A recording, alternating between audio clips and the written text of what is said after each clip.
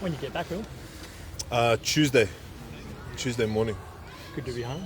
Yeah, good to be home. Yeah, it's like I said, I think I brought the summer vibes. It's been the weather's been awesome, so it's good to see family and pretty chuffed today getting picked in the squad. So no, very happy to be home. Did you know it was coming? Like, did you fly back early or this time knowing that? I actually flew back for a funeral. My nana passed away in Auckland, so we were.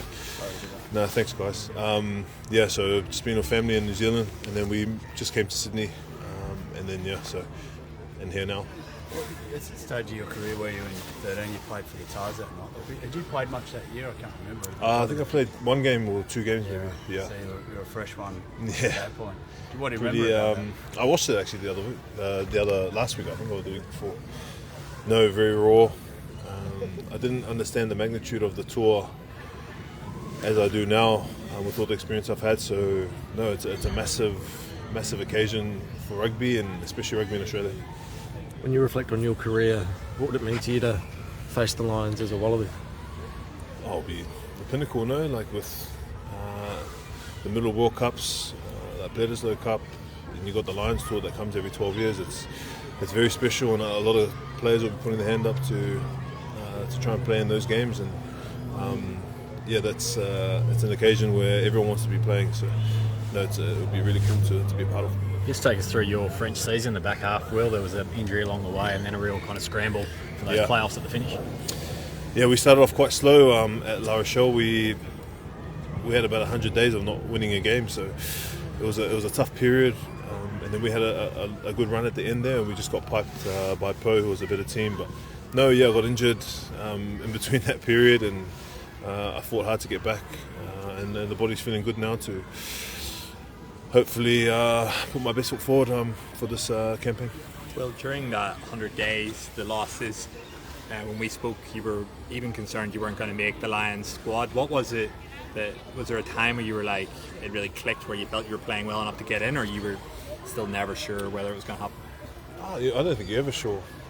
You can have conversations with the coaches, but throughout that time, but yeah, you never know. It's what the coach wants, what he sees in you. And he's assembled a squad that he believes, and we all believe that can get the job done against Fiji, and that's why we're here. That's why we're coming together, and hopefully we can really get that connection going for the upcoming games. There's a lot of guys that you've faced in European rugby, even some in Blair you've faced in top 14. How do you assess this Lions team, and what experience can you bring if you're selected? I don't know too much. Like you play against guys, but the squad they've picked, it's definitely based on form. A lot of Irish in the team, especially with the Andy Farrell connection. I think Joe knows a lot about that team, and he'll give us a lot of insight. I think just playing the rugby that we know we can play, I think that's my focus for sure, and I think that's what the coaches are focused on, that we can play our best brand of rugby against what's coming. A lot of times you've been rushed into Wallaby squads, whether it's due to La Rochelle or finishing with those semi-finals and finals in top 14. To have this full camp with the group and come back early, as you said, but just how much do you sort of relish this opportunity just to sort of settle into this group and build on those connections like you mentioned earlier? Yeah, it's awesome. I think it's probably my first time in a while that I've been selected in the squad, and then been able to relish in that moment beforehand. Like I found out, like how everyone else found out today, that I had this promo, that I was going to be named. So that's a really cool feeling, and to be able to prep well with the boys in what's the first campaign of 2025. I think that's really special, that I'll keep close to my heart, and I'll really never take that for granted. Looking at their squad, massive men, and it would seem like the Wallabies could use your size and physicality. If you're selected, what would you hope to bring to the equation? I also try and be myself. Like you said, they've got some great players, but we've also got some weapons in this team, and I think it's trying to fulfil that as best as we can come those big games, especially first against Fiji. I think Aussie rugby in the last 2 years has improved a lot, and especially this Wallaby team, they're playing a brand of footy that the whole country is getting behind, and that's really where we want to take it and really take it to these guys. Joe, sorry, you've been part of a lot of Wallabies teams, but as Nathan was saying, some of them are kind of snapshots. You come in at the end of the year and see the guys for a couple of weeks. What did you see last year when, you know, in particular the influence that Joe had? You were there for a couple of big wins, you know, thinking about what that has done for the team and their confidence levels and the belief levels.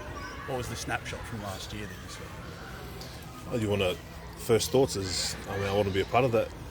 You see how the first July series went, and we got a few wins, and you could see that the belief was building and the confidence was building throughout every campaign. And then when they got to Europe and I linked up with the boys, there was a buzz, there was an energy around the team that, man, I want to play, I want to put my best foot forward, I want to be involved here, and I want to learn as much as I can, especially from excellent coaches like Joe and Jeff Parling. You got Lord there, who's been a stalwart in Australian rugby. So for me, it's always about trying to improve and try and play my best and train my best, and to be a part of the squad it's really special.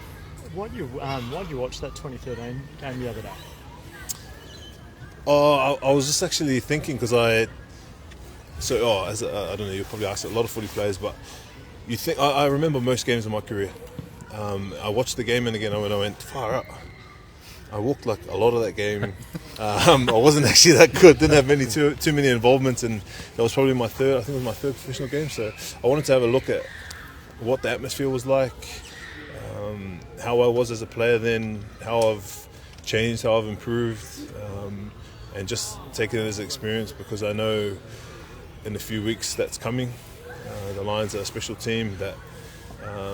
It's a great occasion for Australian rugby, so I was excited and I wanted to see what it was like back then, and man, that was a crazy time. So it's pretty rare that you'd do that, you know, watch a game you've already played in. No, you have snippets. Like I said, I remember a lot of games in my career, but sometimes I like to watch old ones to see I had some funny moments in games, or you know, I did this in the scrum or something like that. So it's more nostalgia, I think, for me. Did Tom Carter send you the link? Yeah, that was I looked up Tom Carter highlights, and Any obvious names you've kept for the World Cup, and that ended not on a great note, getting injured. Like to be on a big stage like the Lions, would this sort of cap off a great career? It's been very stop-start with the Wallabies, hasn't it? I think any time you're picked for Australian squad, it's special, and I never take that for granted. Every time I get a phone call that I'll be involved, or if I'm keen to still play, it's something that I love doing, that I'm really proud to represent this country and represent the jersey. So I don't think it'll cap it off. I think it's equal or on par with every other selection that I've had. But with the Lions coming and Fiji coming to Australian shores, I think that's something that will be an awesome experience. Do you feel like you've shown all these fans like the full extent of how good you can play? I know that in Europe, you know, you're winning all sorts of awards and stuff, but very in and out here. Like, do you still feel you've got more to show Aussie fans?